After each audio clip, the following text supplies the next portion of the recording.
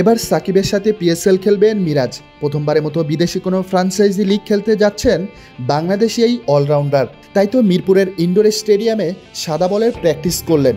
PSL খেলার জন্যই প্রস্তুতি নিলেন মেহেদী হাসান মিরাজ। লাহোর কালান্দার্সে সেকেন্দার রাজার পরিবর্তে মাঠে নামবেন বাংলাদেশি এই অলরাউন্ডার। প্রতিদিনের মতো সোমবার সকাল সকাল চলে আসেন মিরপুরের ইনডোরে অনুশীলন করতে। তবে এদিন ছিল ভিন্নতা।